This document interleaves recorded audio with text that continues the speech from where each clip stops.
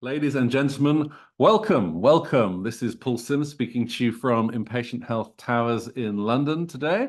And I'm delighted to see so many of you here already on time. We have got a fantastic session for you here today. I am very excited about this one, partly because I used to be a designer and back in a former life, I was a graphic and web designer about more than 20 years ago now, when that was kind of a new thing to be able to say.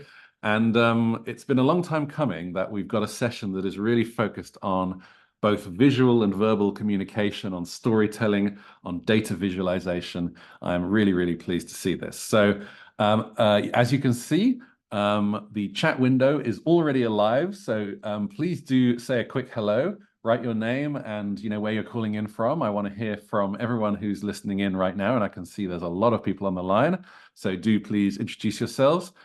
Please change the little blue drop-down box so it's on everyone, because I can see that lots of people have said hello to me.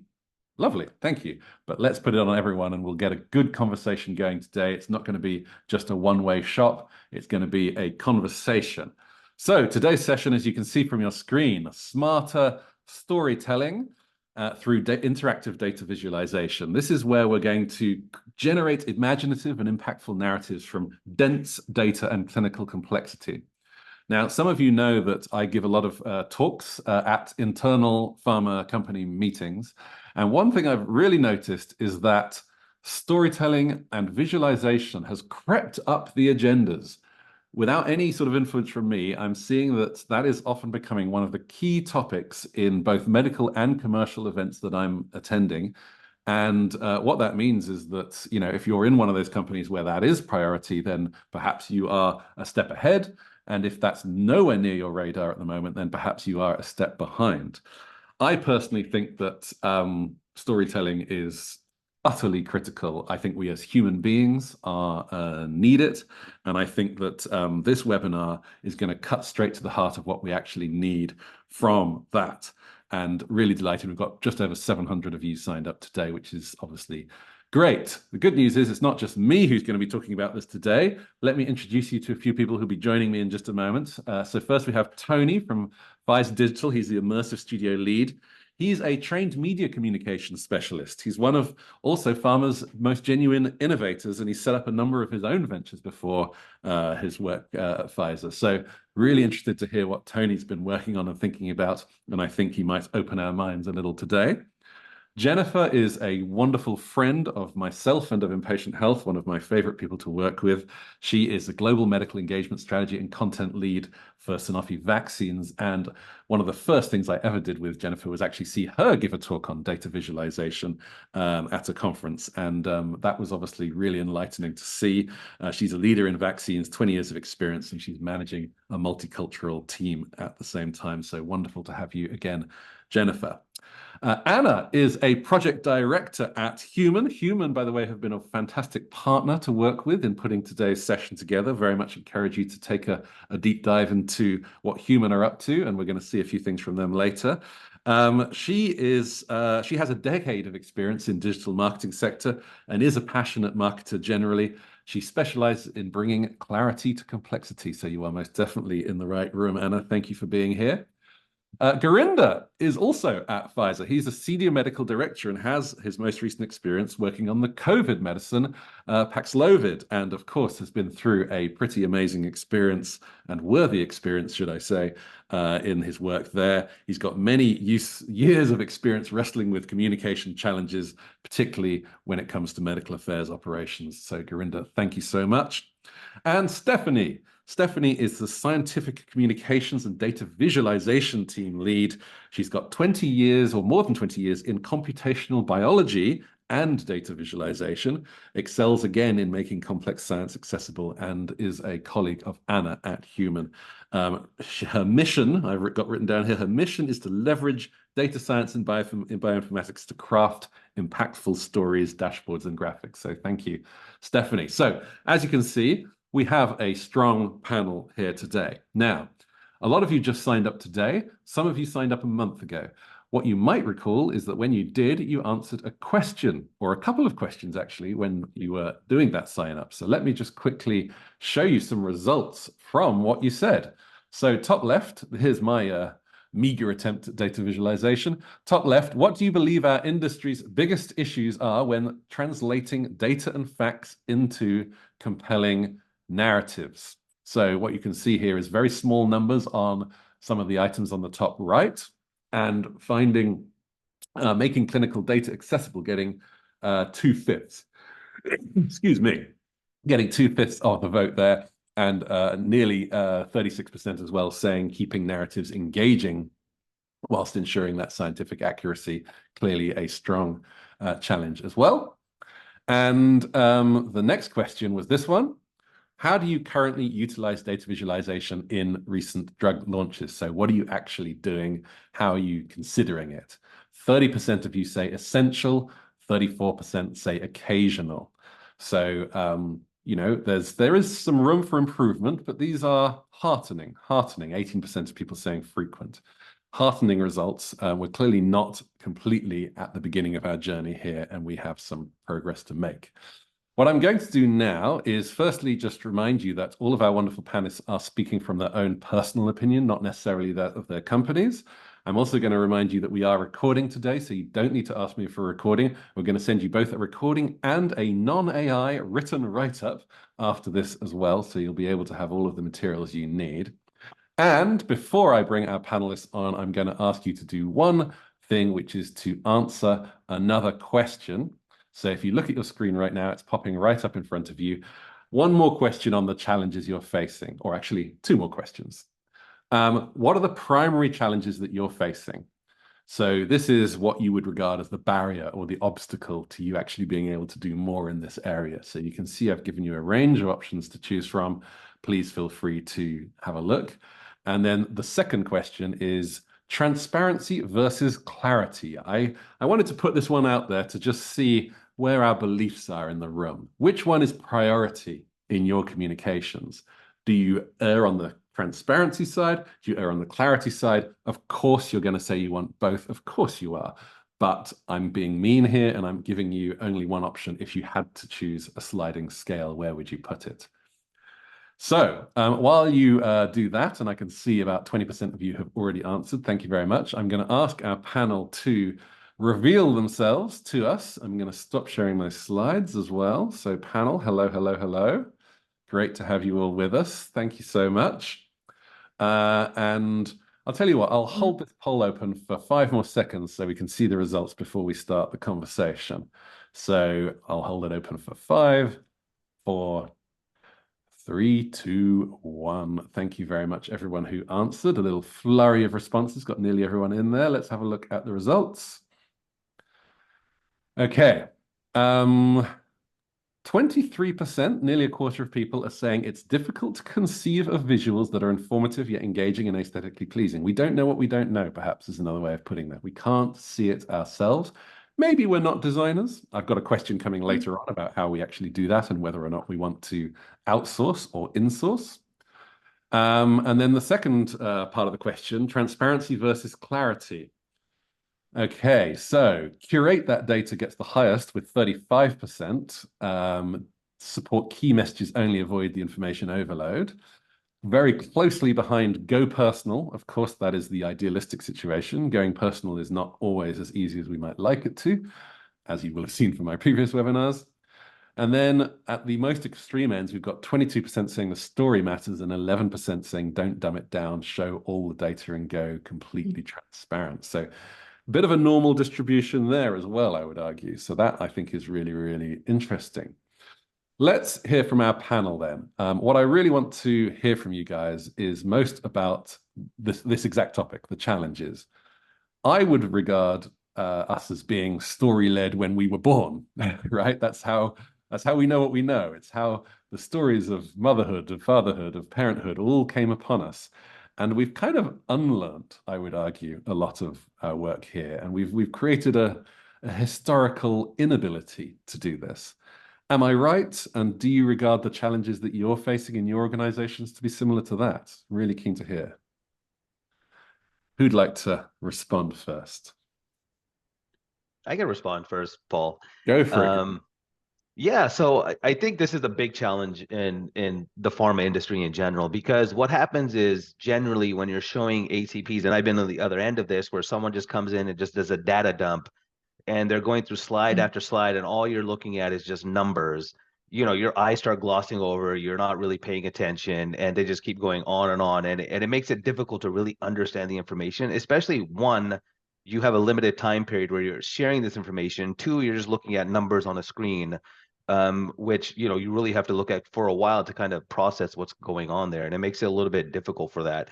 As opposed to when someone comes in and one, they're telling a fluid story, a story from the beginning, and kind of Mm. weaving the numbers in and really getting there. That really helps a lot, because when you're hearing it, we're tuned, like you said, we've been listening to stories all our life. So we tune in when we're listening to someone tell a story that's compelling, rather than someone just presenting information or presenting numbers and things like that.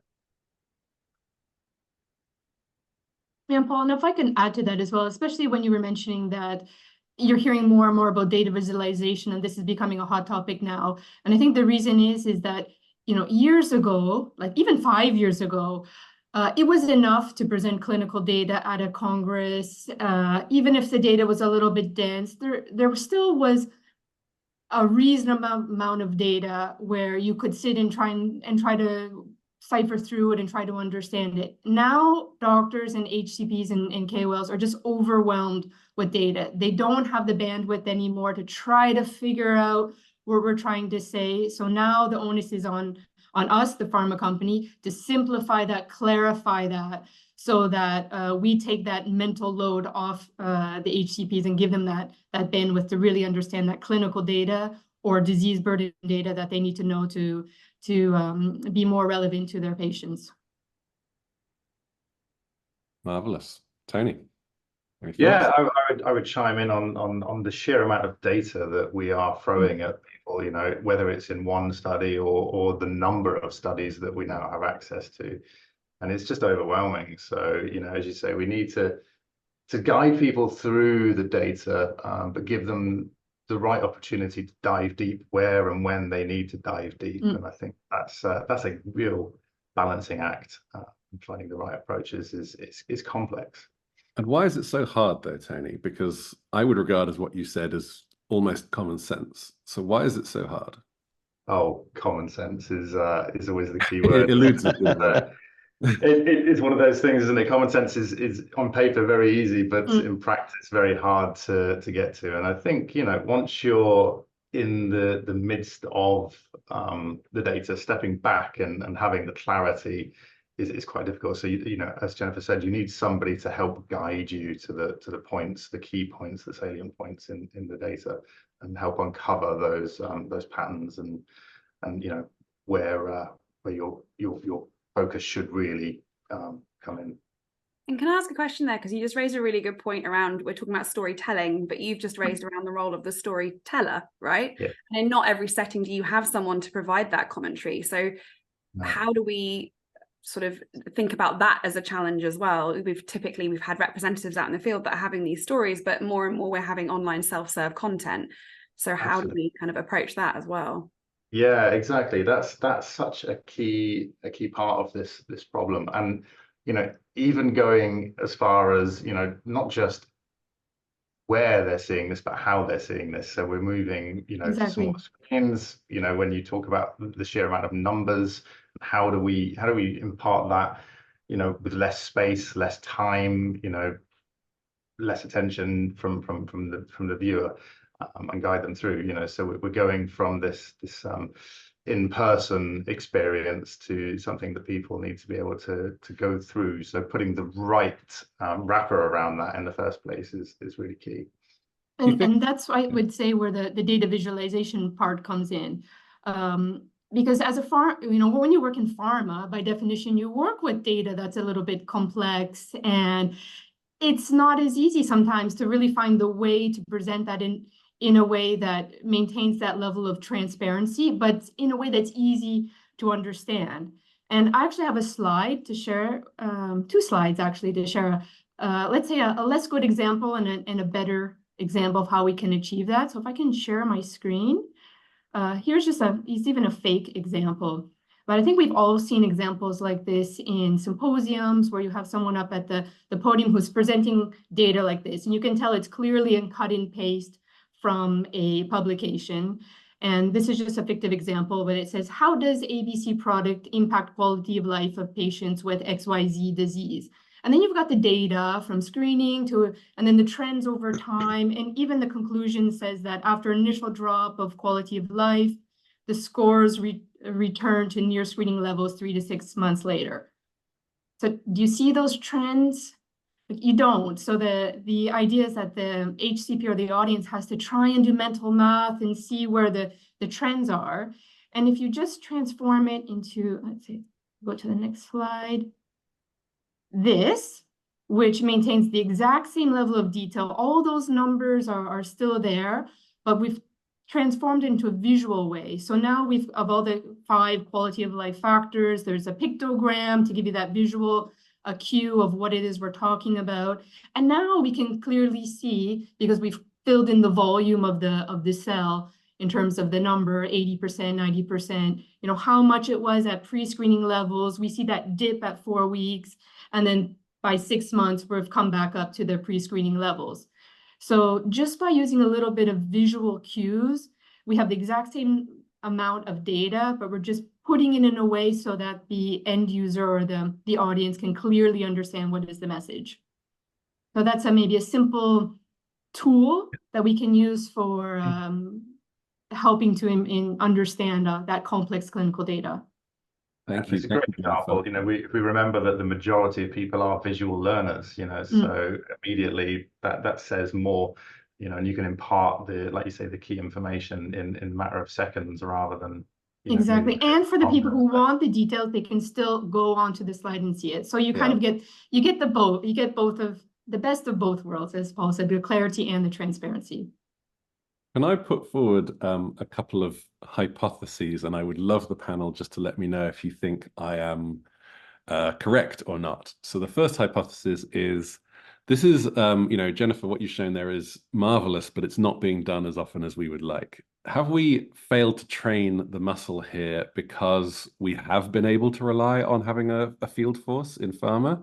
We, of course, are still, we're relatively unique now as an industry that has still got that human element. And of course, having that person there to guide the HCP through has been something that we have relied on. And all of a sudden, with a lot of cuts on the commercial and medical side of our businesses, and with the digitization, we suddenly realize that we haven't got a place a leg to stand on when it comes to this kind of thing. So I'd be interested to know whether or not you think my hypothesis there is true. Yeah, I think that is true, Paul. And I think sometimes the onus becomes on the content creators to really think outside the box. Sometimes you don't have the budget to hire outside agencies. You kind of have to figure it out on your own and make it look, visually appealing to the HCPs or even patient materials, right? Sometimes we work on things for patients and it's even a different story for them because it has to be even clearer and make sense. And that's when data visualization is even more important, I think, when it comes to patients, not just the HCPs that are there. So yeah, I agree. I think there has been a shift. I think we're seeing more companies relying on better data visualization for their materials, but also you're right, there's still cutting going on. So the onus then becomes on the content creators to kind of take it into their own hands and do a better job of that. And Jennifer said it's simple representation, and it is at the end. It's just a few histograms, right? But putting this together takes, of course, more time than putting the table with the numbers. You just cut and paste from the publication. A little bit of time to make this. And I think now that we're in a real data-driven world, us as pharma companies, we're going to start knowing more which content is working and not working, because we're going to get clicks on websites or not clicks on websites or emails or whatnot. Before, we didn't know if it was working or not. So we could throw stuff out there and just assume that what we did is good enough. Now we're going to get the proof on some of that content that it's not good enough. And that'll be the impetus to get either training or resources to improve that content so that we maintain that engagement with our stakeholders. I think we won't be able to hide anymore. Yeah, but it's also about picking the meaningful pieces, right? And analytics will help with that as well, because there is a tendency to go, oh, I will just make a visual representation of this data. well, don't do it for everything, because then how do we, it's not always telling the right story, or it's not picking the right pieces out, and then you're just creating more noise again. So to the sort of the poll question that was asked at the start, picking out the meaningful pieces, driving storytelling and messaging, not just turning everything into a visual. I think we have to stray away from that habit. It can be very easy to lean into. Oh, it's so important, isn't it? We'll be having this conversation in 2 years about what's next. That's all we see is data visualization, So I think, if you throw interactive and animated and data visualization at all of the data, we just end up in the same situation where you can't see the wood through the trees. So I think it's also important. One other thing is to kind of test the material too, right? Because in the past, we've created things and we thought, oh, this looks amazing. This tells a story. And then you put it in front of someone and they're like, I don't know what this says or what you're trying to say. So I think an important thing that people leave out is to pressure test it, right? Give it to some ACPs, some of the field teams or who have you, and just say, hey, does this make sense? Does this work? My other hypothesis is that as our industry is trending towards more specialty products and more advanced products, it feels like the knee-jerk reaction from the average marketer or medical affairs executive is to provide more data, more information, more justification to almost synchronize with the supposed complexity of the product, as if showing more data somehow conveys that this is a more advanced product, whereas in fact the more you have, the opposite needs to be true, and the more story-like you need to be. Do you think that again, that's a theory from me? Is that true? And are we accidentally conflating sophistication with complexity?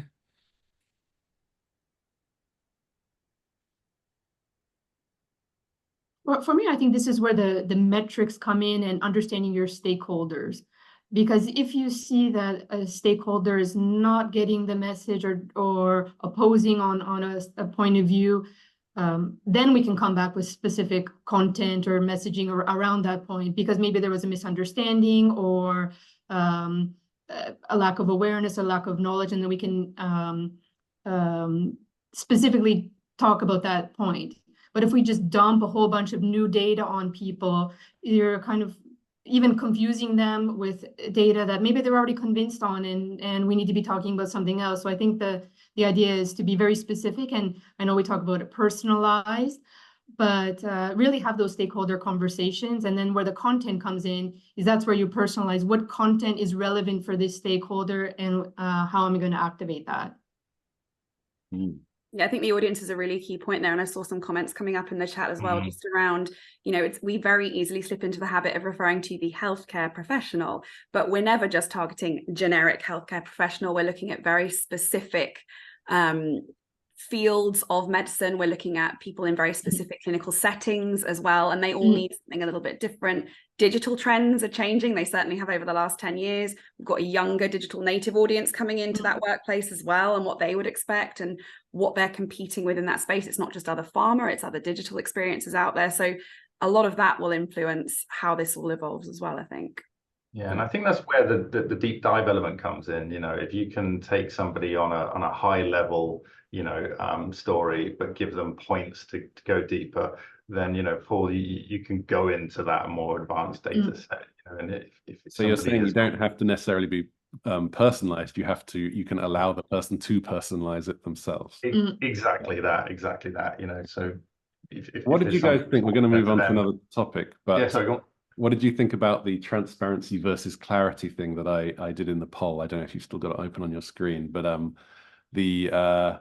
the results were that more people said the story matters over the transparency matters. Would you guys, and I know that's an unfair request to make, because obviously we're here to try and do both, but if you had to choose one, do you think that we've sort of fallen on the right side there of the story over the transparency? Maybe a bit controversial. And I would even rebound on what Tony said. Sorry, Gurinder, I interrupted you. Do you want to go first? No, go ahead, Jennifer. Because I just wanted to rebound on what Tony said, is that I think we can still tell some kind of high-level stories, but then let the the stakeholders say, I'd like to go deeper on that point, and then we can have both. And, I see it almost as like a kind of a pyramid where you have your high level messaging or communication at the top. And then if the person wants to go deeper, we can go deeper. And if they want to go deeper than that, we can go deeper than that. Some people like the Twitter version where it's a one-liner. Others, I want to see the full clinical data and let them, navigate down the lower levels of the pyramid.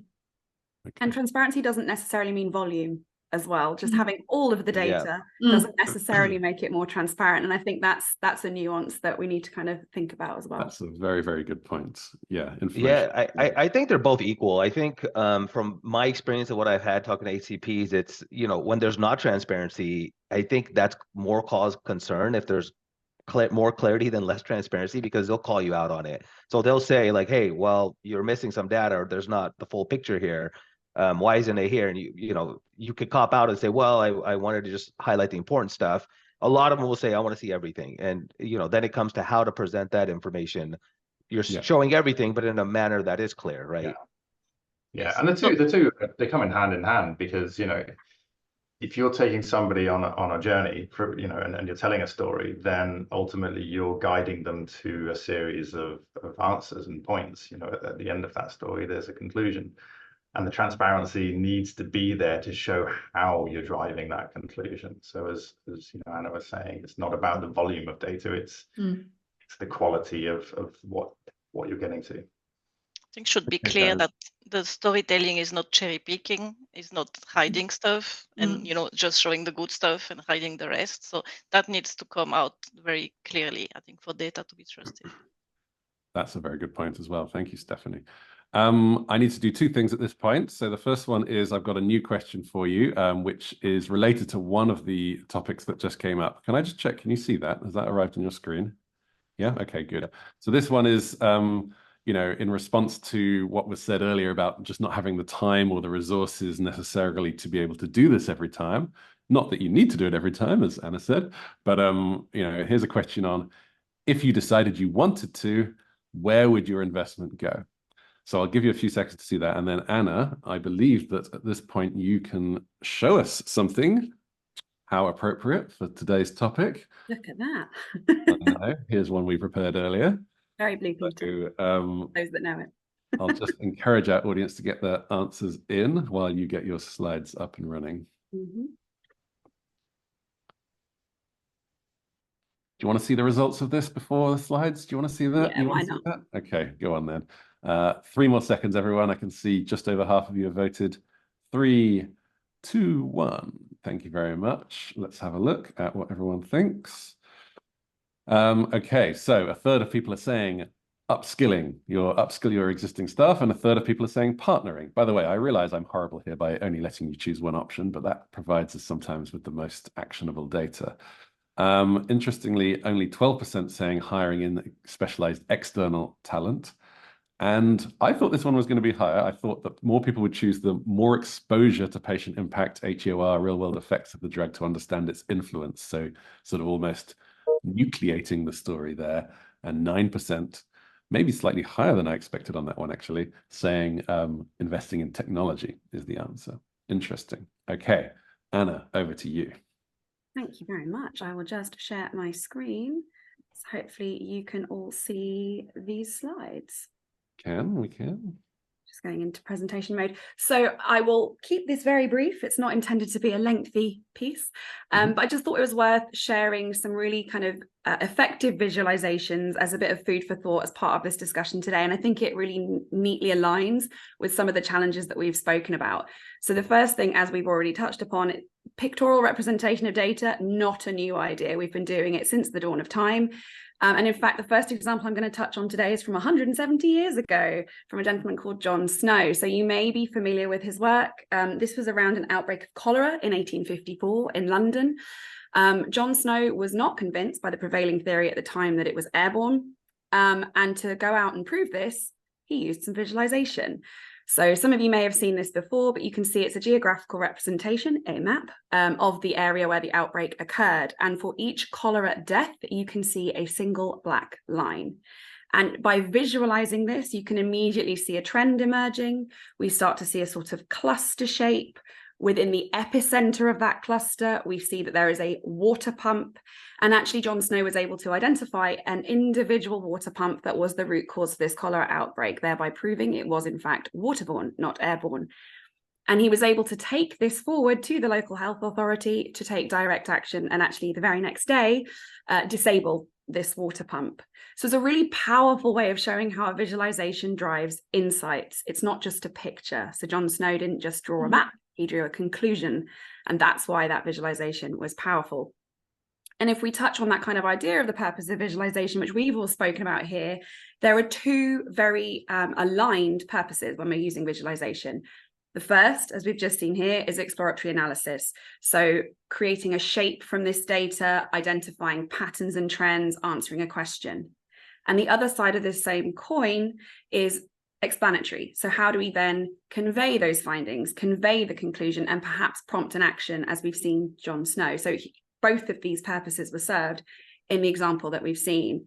And I think when we talk about an explanatory visualization, there's a really interesting point here around the fact that the different representations you use or visualizations you use can support different narratives. So a good example of this that most people will be familiar with is election statistics. So if I were to show you this visual, the immediate impression is that this is weighted towards the red, the Republican. But if I were to show you this based on proportion, suddenly the story is very different. It's very much blue, it's very much Democrat. So you can see both sets of information are entirely accurate, they're factually correct, but the choice of visual representation supports a different story that we're telling. I think that's really interesting when we talk about the idea of, data transparency, also fair balance and compliance. It speaks to comfort levels with the reviewers when they're looking at a lot of this. So it's just thinking about that context and that storytelling piece. Same data, different story.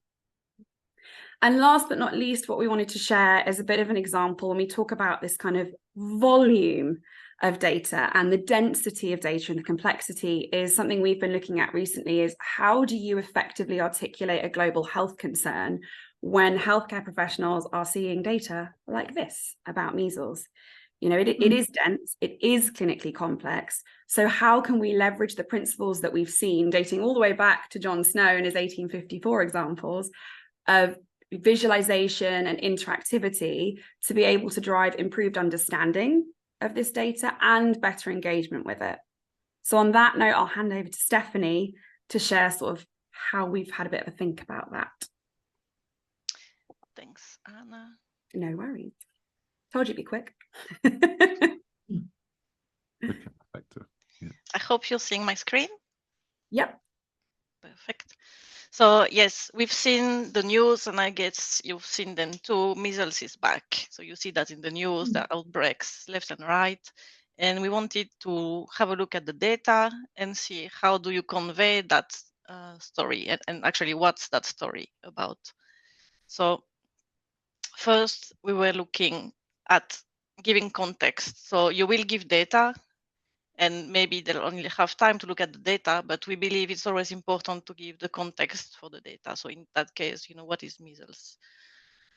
But also the history of it and explaining the medical terms that you may see when you talk about viruses, such as R0 that we've heard of during COVID time, every single hour of the day probably, but maybe don't understand always what it means. So the R0 of measles is one of the highest known. It's between 12 and 18. So it means that every single infected person will infect on average 15 people who will on their turn infect over 200 people. And this is a lot. So if we compare with other viruses, which we could see here, the common flu is around 1, COVID-19 is between 4 and 9 for the most spreading variants. So this is something you can explain like this with a visual, I think, and give the impression of what it means. Of course, measles has a vaccine. So why do you see cases? And you can tell the story of that vaccine, when it was found, when it was approved, etc. So you can give that background story as well, and look at the clinical trial data. So this is an example of a clinical trial that shows the vaccine is there, it has been tested in some population, it actually is very efficient, and most people will have a high level of protection, even years after being vaccinated. You can give access like this to visualizations. That is the counterpart of the tables that had like one value every few cells that Anna showed you before. And you can give access to the values for people that want to see them.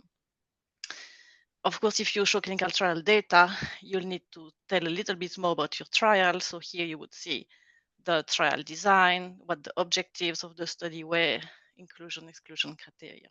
So give access to the full story, but keeping the focus on the data and the results.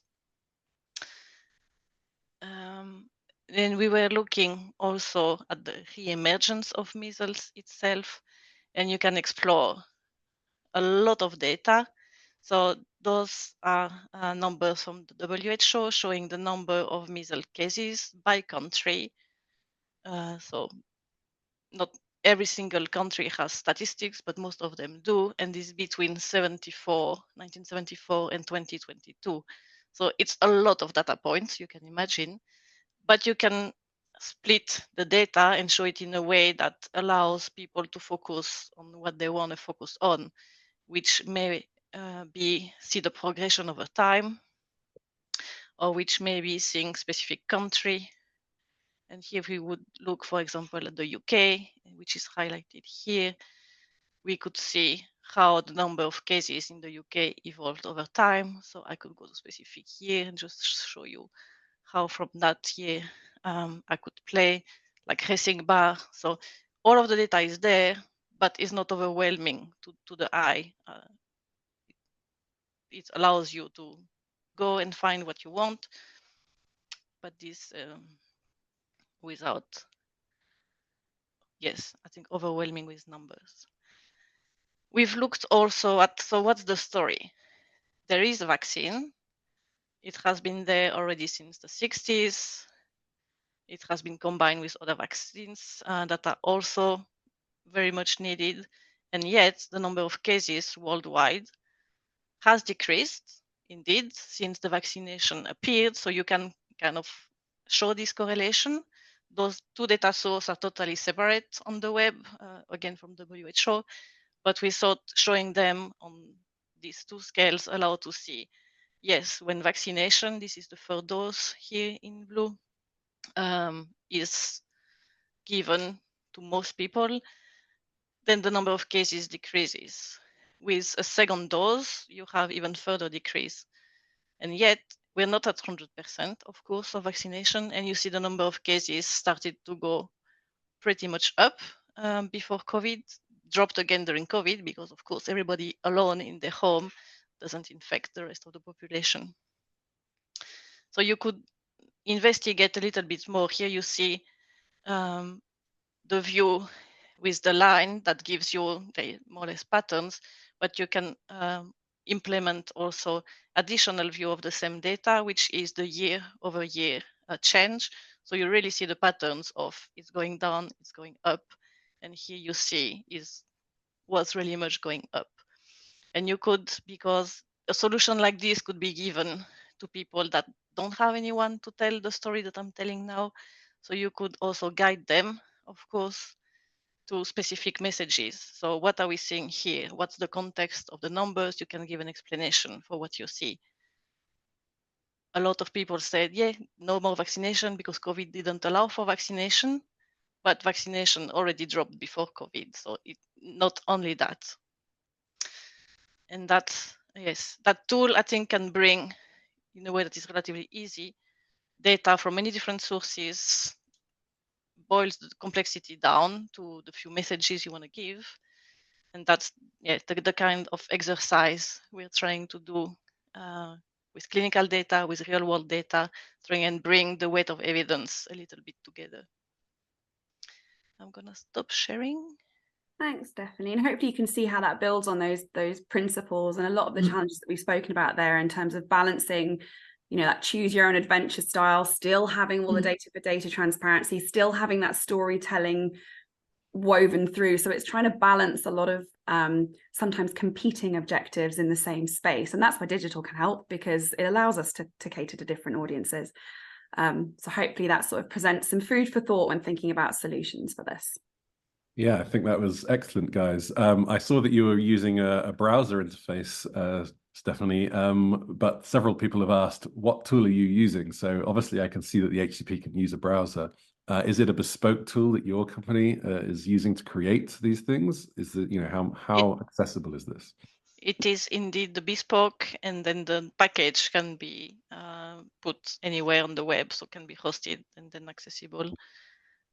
And I would say, just to that point, although yes, in this instance that's a bespoke piece, there are lots of different platforms that you can leverage to do that. I think the thinking is in how you create that story, how you tell that story, how you bring all that data together. And something that we've certainly worked on is how you can leverage technology to support delivering those solutions. It doesn't have to be something that's in-house. Technology should be a facilitator, not a blocker. But certainly in that example, yes, it was a bespoke one, but it can be used in a lot of different settings, which is nice. And you've obviously got a lot of data in an example like measles. Do you find that with your clients, and you obviously work with a lot of people across our industry, do you find that your problem is mindset, or it's actually having the data in the first place, or it's the visualization of it? Because obviously I can imagine for some rare areas. All of the above. All of the above. It's sometimes tricky to get the data in good shape. So the data is there for sure, but it's not always super accessible. And then once you know what data you have, you need to understand which story you want to tell from that data. Yeah, how much of your work is at the back end, typically in cleaning and sorting and organizing data, versus at the front end actually visualizing it? Depends on how nicely it's been provided in the first place. So if it's provided, I'd say yeah, a good chunk of time is spent doing data transcription to get it in a format that it can be used. And I would, just to build on Stephanie's point in response to your question, I think there is an appetite to be doing more of this. There's an ambition to do more of this. I think a lot of it from a mindset perspective is more around taking regulatory teams on a journey. So understanding where the data has come from, building confidence that there is that accuracy there, and that we are telling the story and not cherry picking. And I think that's one of the bigger barriers. The sort of commissioning teams bringing us into a project, for want of a better term, have the ambition to do it. It's making sure that everybody's comfortable. And I mean, it's the raw data. It's absolutely accurate and compliant. It's just, how's it been transformed into this beautiful visual? It sometimes appears so magical, people are a little bit hesitant. But this is an opportunity. Too good to be true. Yeah, exactly. But it's not. And it's a great point. I think I've seen a couple of comments in the chat. Measles is an excellent example where there is an easy bias to make, in that visualization. As medical people, we would want to support the idea of vaccine, and obviously you're going to lead towards that unconsciously, maybe in terms of your selection of the visualizations and the journey and the narrative that you want to deliver. So the transparency is so important in this particular visualization, to show that it's the data, it's not our opinion as medical professionals that we're putting across. Definitely. I think proving that a visualization doesn't make a bias out of the data. And that's why I use that election example. The data is accurate, but the picture represents a very different story. And certainly Donald Trump and Joe Biden would use those two visuals very differently. So it's a really good example of, you have an opportunity to tell a story. It's still compliant. There's still fair balance, but the visual can speak 1,000 words. Any other reactions from our panel? Thank you, Tony. I would love to hear what Jennifer and Gurinda are thinking when they see this. Does this feel like it's within your reach and your fingertips, and you can do this? When I see the visuals, I'm like, this is great. And I'm also thinking about all the back office stuff to get it in that state. And I'm even eager to see how Gen AI can help us in the future, because Gen AI will be able to take all that data, pull it all together and then propose graphs, and they'll know what graphs are most effective for what kind of data. I think we've all been in a situation where we spend hours. Should I do a pie graph? Should I do this? And you do it, and oh, that doesn't look good. And or even going back and forth with agencies saying, no, that's not exactly what I wanted to achieve. And I think we can be so much more efficient once we start mastering Gen AI and seeing what Gen AI can propose in terms of those efficiency gains. So I'm just curious about if anyone's using Gen AI, trying it. Don't worry, I have a question coming Where up. are we? We actually hit a new okay. world record there. We went 46 minutes without mentioning AI, so that's but yes, I have got a question prepared. Gurinder. Yeah, I think to Anna's point, like that visualization is super important, right? Because one, you can also show multiple graphs at the same time. So with COVID, the issue was you have hospitalizations, you have death in the hospital, you have patient visits, you have cases.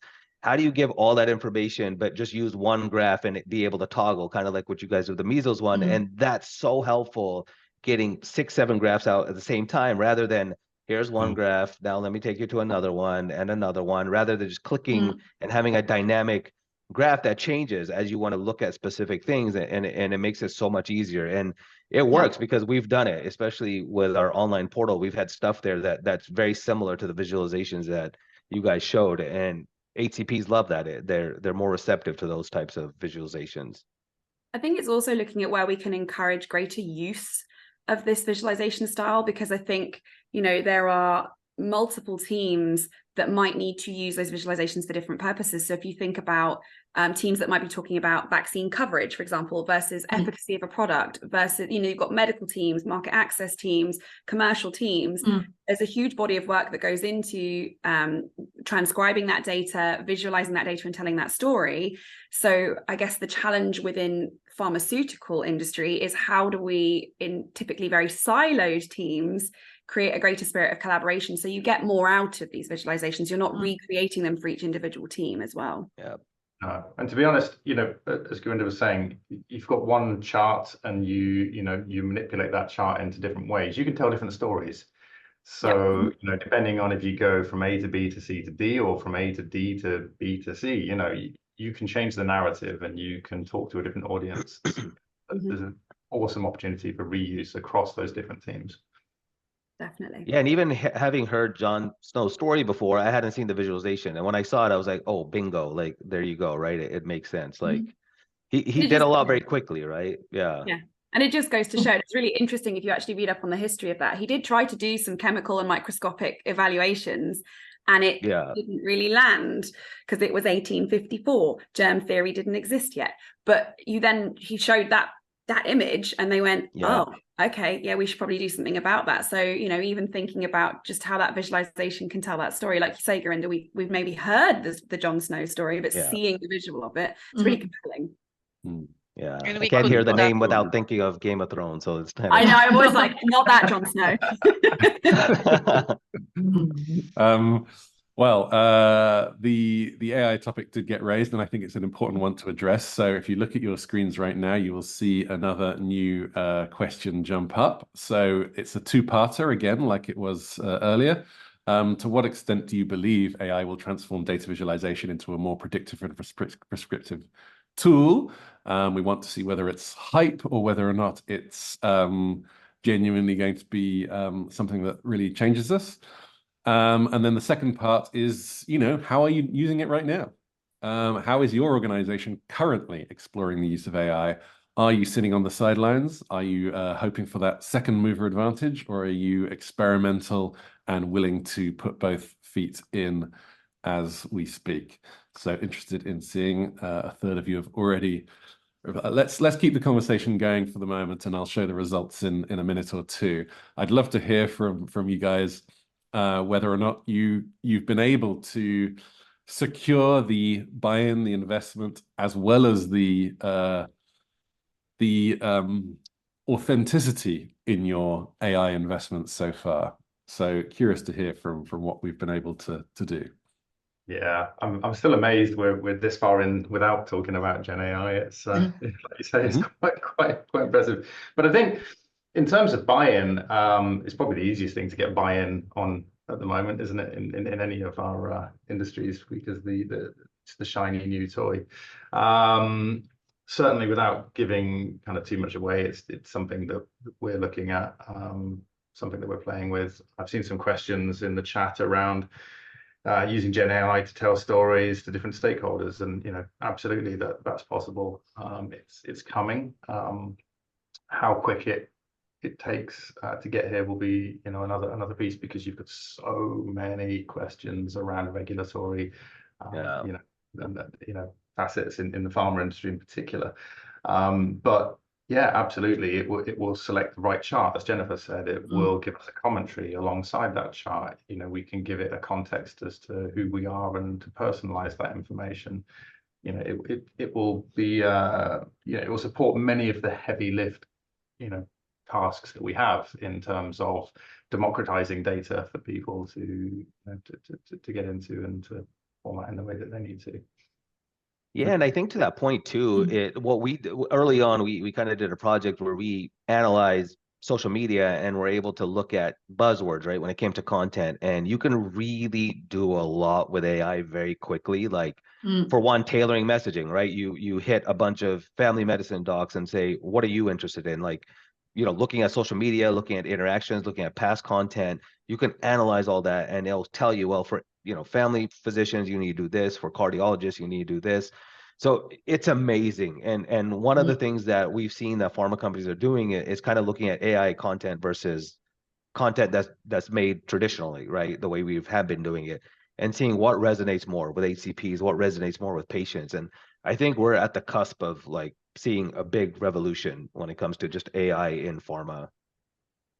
Yeah, definitely. And I think it's important to make the distinction between AI and Gen AI, right? Generative AI is still a very, to Tony's point, regulatory is still very hesitant about it, and rightly so. We need to understand kind of data privacy and all the pieces around that. But AI is an assistive measure for a lot of the tasks that we're doing in the background. So, for example, thinking about where it can be sanitizing data, for example, there are other opportunities where you can be leveraging AI to boost productivity that then supports those other pieces, rather than having to be an actual kind of creative generation piece. And just to finish on that, maybe I think Gen AI, one of the questions you asked Paul was about why are we not using more data visualization? Is it a question of training and we need to upskill people? But with Gen AI, we don't need to upskill anyone. Gen AI will know what good looks like. So for example, there's even studies that show that in terms from a neuroscience point of view, it's easier for us to comprehend a graph that is like a histogram that is horizontal compared to vertical. So Gen AI will know that. So they'll automatically just propose the right style of graph, which is easier for the mind to understand. So we can even eliminate that whole upskilling phase and just let Gen AI propose, what good looks like. Interesting. Okay. Shall we have a quick look at the results of what everyone thinks? Let's see. Okay, so 50% roughly of people are saying it will broadly enhance current practices, but it won't replace core methods, and a third of people saying revolutionary. So very interesting that we're not fully all in there. We are cautious, and of course, pharma has a wonderful track record of taking the life out of exciting technologies as they hit the enterprise systems. But we are obviously still very positive. How is your organization currently exploring the use of AI? We have more of a normal distribution here. Interestingly, 20% of people saying not, just simply not. So that I think is quite interesting as well. Only 7% at the opposite end saying actively using. So we are tentative still, which is not necessarily a bad thing. No. But we are, that's where we are. Is that a surprise to you guys? What do you think? Not at all, because I think we're still very formative when it comes to the tools. So, as kind of Anna was alluding to, we can use generative AI right now to fix small problems. And that's what we should be doing, is saying, okay, how do we transform the data? How do we select the right chart? How do we, change this to suit a particular audience, persona? Going all in and having something transformational do everything all at once. We're not ready for that. And pharma in particular takes a long time to transition to new things. You know, I think when we talk about the technology level that we're at in pharma, we're always playing catch up, so we're never ahead. So we need to sit and wait for things to balance out. So that makes absolute sense to me in terms of the poll results. Yeah, absolutely agree. Everyone Probably agrees? not all mature Yeah, baby yet. steps. Also, all of this technology, it needs to grow still to be adopted fully. Okay.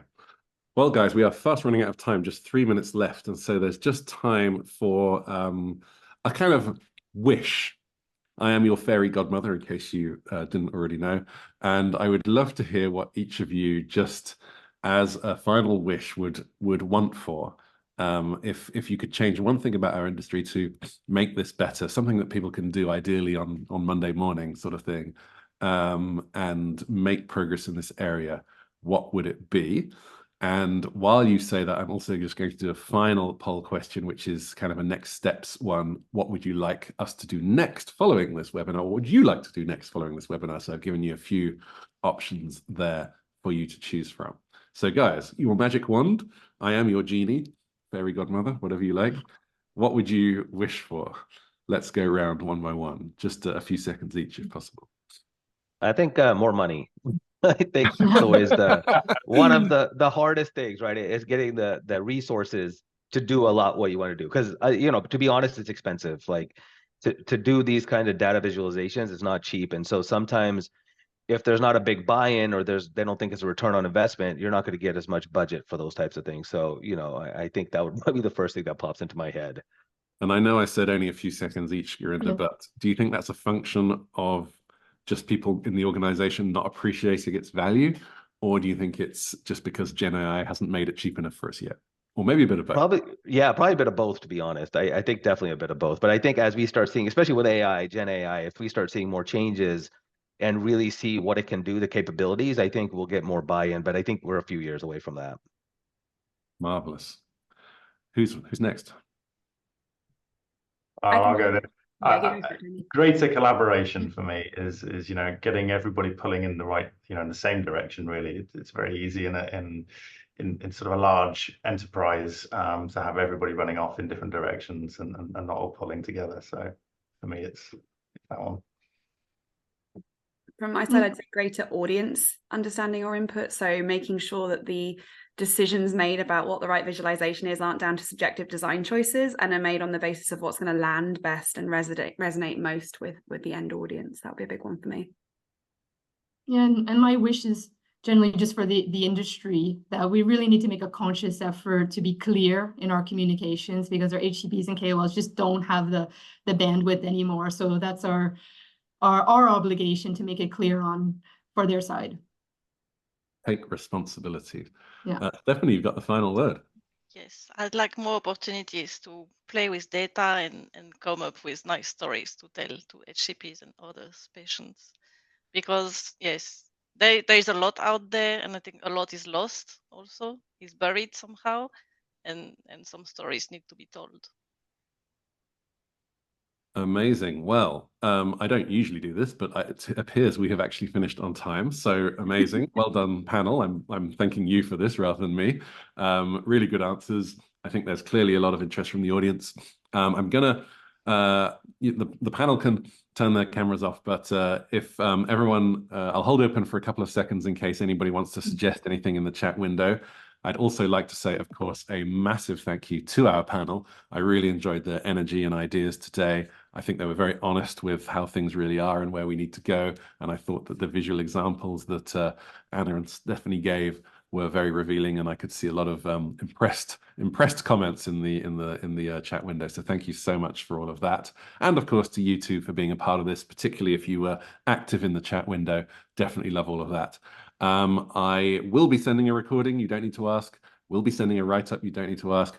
I'll be seeing a fair few of you next week at our Pharmageddon event in New York. So great to have a few of you there.